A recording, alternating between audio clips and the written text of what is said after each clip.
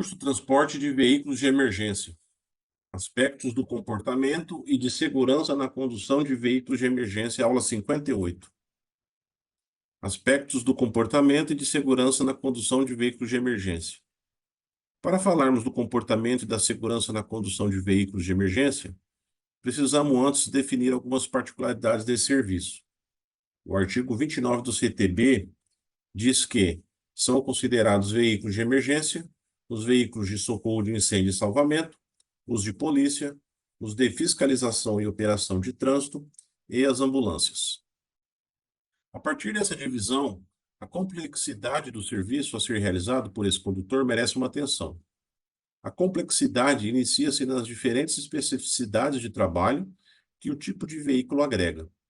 O trabalho na condução de um veículo de emergência do Corpo de Bombeiros Militar em uma atuação de resgate difere e requer atitudes diferentes, por exemplo, do trabalho na condução de um veículo ambulância tipo A, em um atendimento pré-hospitalar móvel, que difere totalmente do trabalho do policial militar conduzindo um veículo da Polícia Militar em atendimento a uma ocorrência. Mas algumas características são essenciais a qualquer dos condutores, independente dos veículos que conduz. São elas: ética. É o conjunto de padrões e valores morais de um grupo ou de um indivíduo. A ética é o estudo das ações humanas e seus princípios norteadores. Quando eu tomo uma atitude de ajudar alguém, quais os princípios que me levaram a ter essa atitude?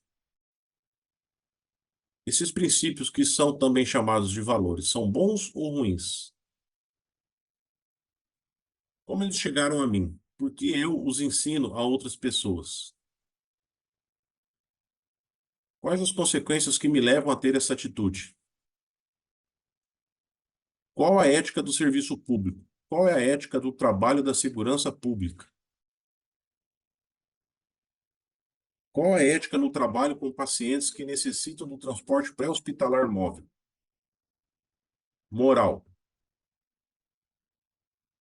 A moral já é algo mais amplo e podemos defini-la como sendo o conjunto de regras, costumes e formas de pensar de um grupo social, que define o que devemos ou não devemos fazer em sociedade.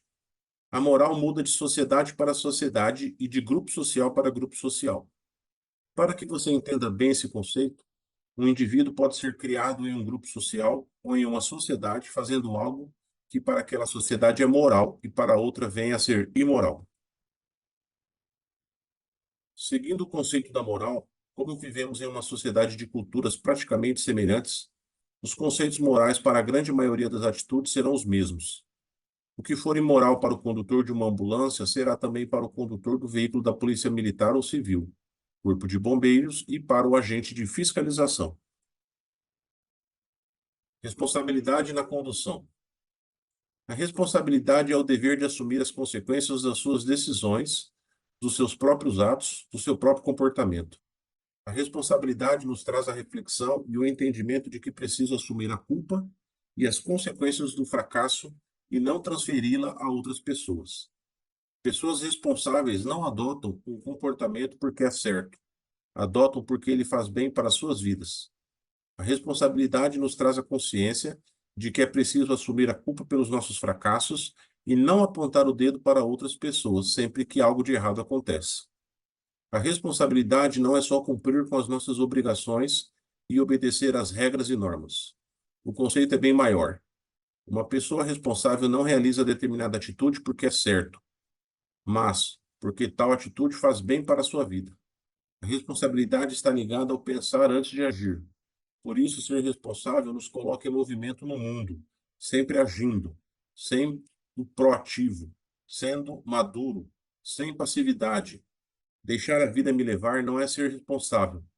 Como posso ser responsável?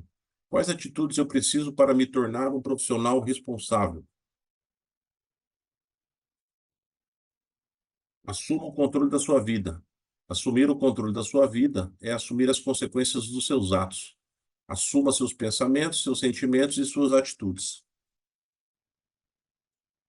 Não culpe os outros pelos seus erros. Praticar a autorresponsabilidade é não culpar outras pessoas pelas consequências das minhas atitudes.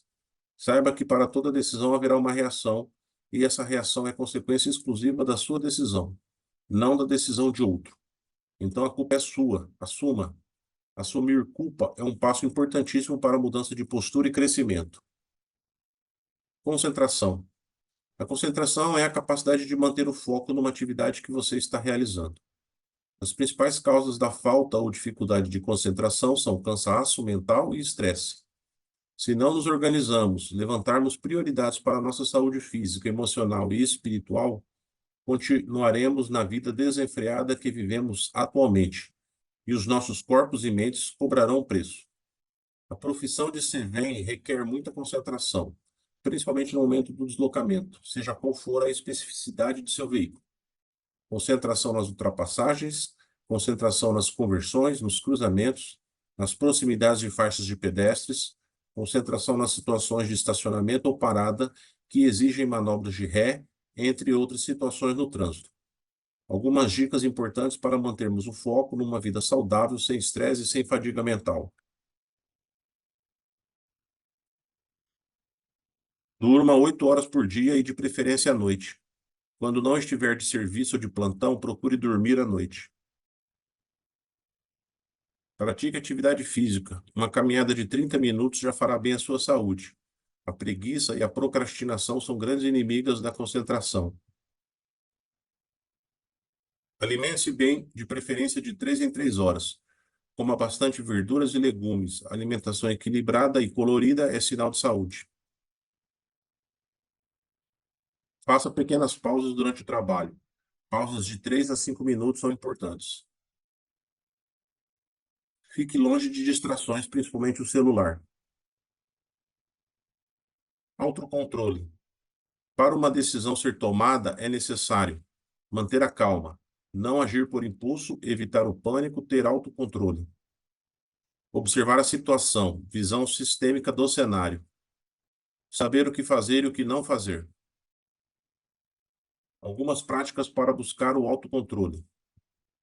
Reconheça as emoções que fazem mal a você e os respectivos gatilhos que disparam essas emoções. Observe que até emoções boas podem fazer mal a você em se tratando de ambiente de trabalho. Então procure reconhecer as emoções que fazem mal ao seu ambiente de trabalho. Busque o autoconhecimento. Procure entender quais são seus objetivos pessoais, qualidades, dificuldades, traumas, desejos, frustrações. A partir desse entendimento, trace um plano para buscar a motivação necessária quando uma dessas emoções aparecerem. Tenha um antídoto em mãos, e esse deve ser forte. Planeje suas ações e objetivos. Uma vida sem planejamento não é vida. Ter uma finalidade de vida, entender o porquê estou aqui, qual minha missão de vida, é primordial para não me perder no meio do caminho. Planejamento se divide em planos a curto, médio e longo prazo. Não há problema em mudá-los no meio do caminho, mas é necessário tê-los. Respire e escute. Quando estamos sob pressão ou sob fortes emoções, a tendência é perdermos o controle do nosso corpo. A dica é respirar. Mantenha os níveis de oxigenação do cérebro na normalidade. Se necessário, conte até 10, 20, 30. Tomando essa atitude, seus níveis hormonais voltarão ao normal e assim você poderá agir de forma racional, tendo muitas informações para elaborar a decisão mais correta. Tenha autodisciplina. Ser disciplinado é assunto do último tema, trataremos mais adiante. Fim da aula 58.